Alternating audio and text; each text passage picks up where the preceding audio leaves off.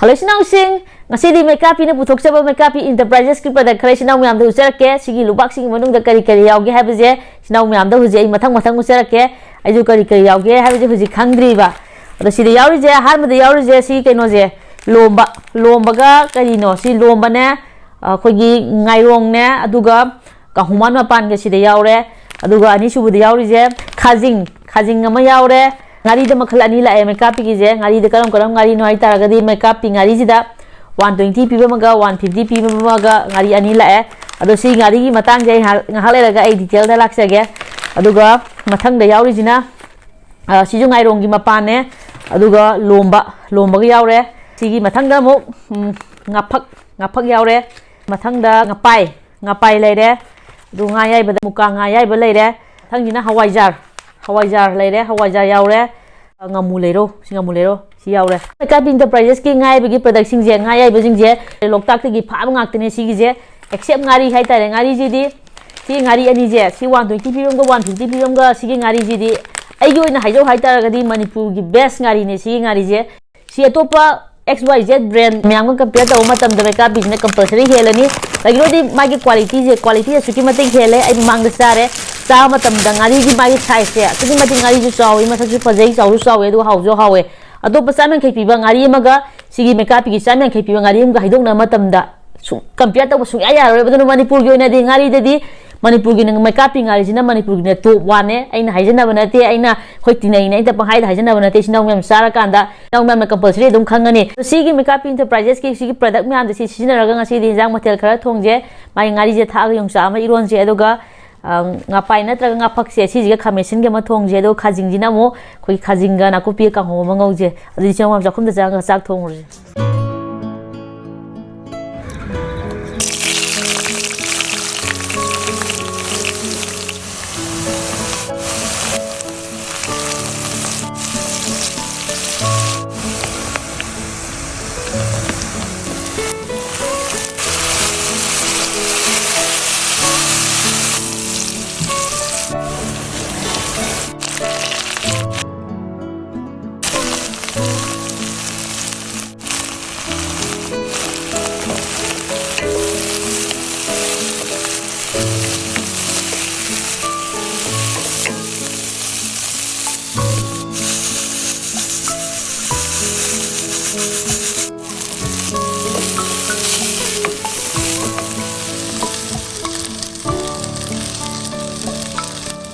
Hello, Sing. Ngasi mathel jidi Meikappi Enterprises ki item na sanjo mathel ngaktene Meikappi ngari na iron ba sida leire aduga Meikappi gi kogi ngaphak to tha kha machine ma thonge Meikappi sina khajing du gi khajing ka ho ma leire aduga sina Meikappi gi hawai jar ne dong sa install ga yinge ba si je ko haw ma to si ji ma di aduga yongsak sima ko to ne aduga hawai ma ton ji ma sai dhap ke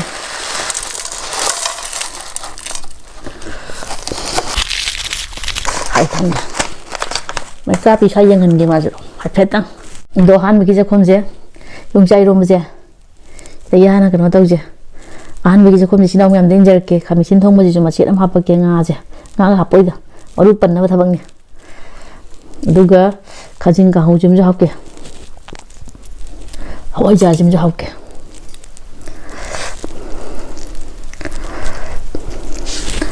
duga paphor je mati am jum tung han gya an biji khom je sinau myam den jer ke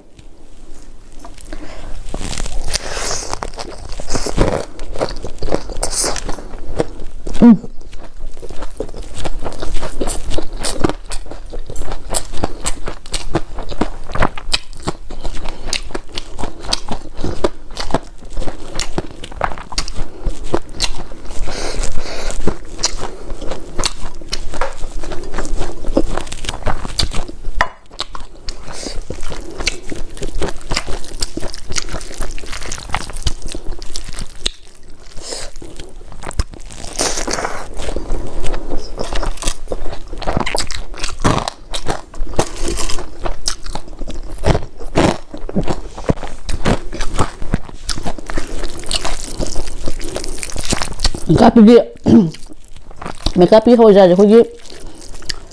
hoja se game po manga na traga kai ro ma to ga di sa ga na du bo nam hau man ba da na ne kang na dum sare machal jam thin hawe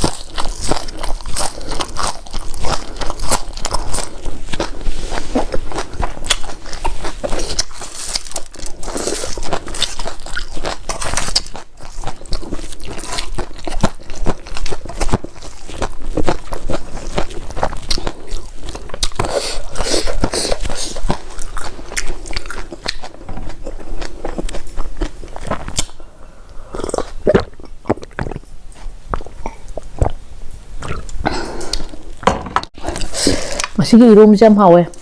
yung sak na hawi ra taga Meikappi ngari na hawi ra gyan tadre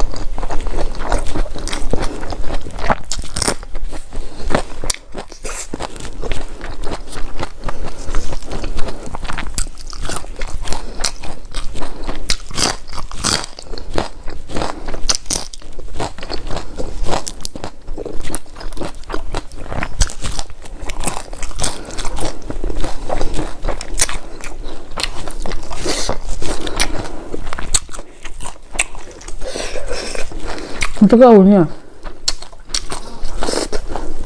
我们能用这个玩的。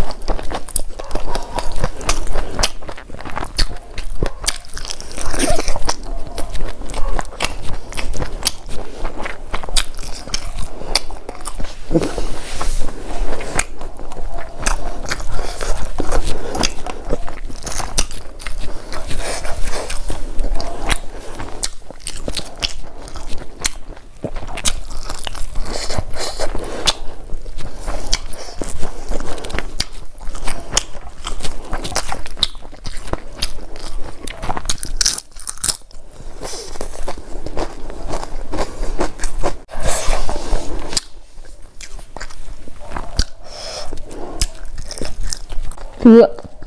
还没听着，不过桶咁好啊。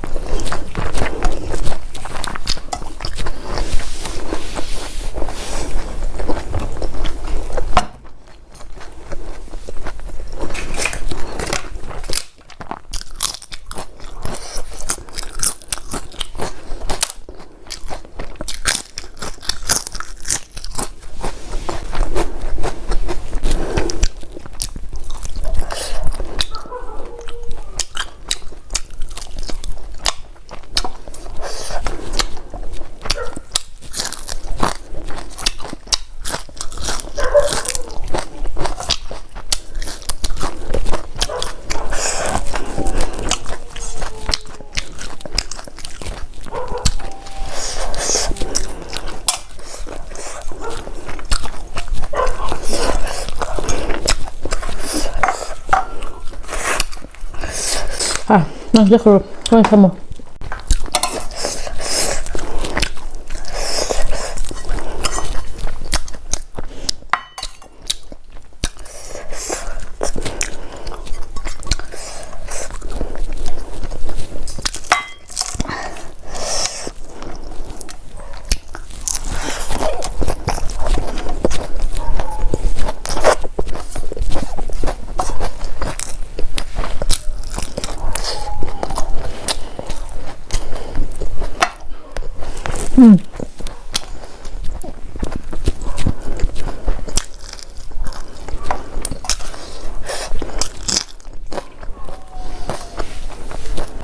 这边不用吃多了，咱们谢谢啊。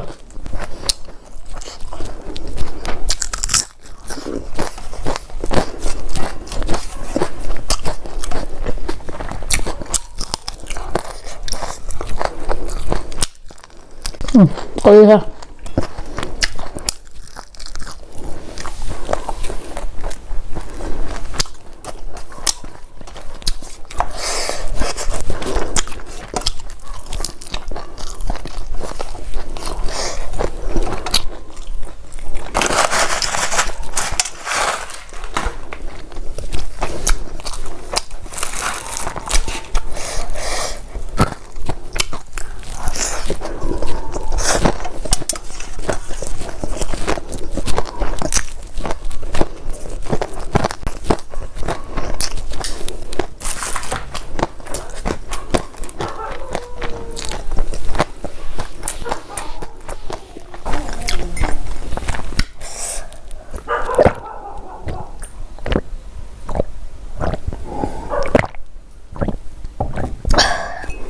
ꯑꯁꯤꯒꯤ ꯃꯊꯦꯜꯁꯦ ꯈꯨꯍꯥꯎ ꯑꯃ ꯇꯧꯋꯦ ꯑꯩꯈꯣꯏꯒꯤ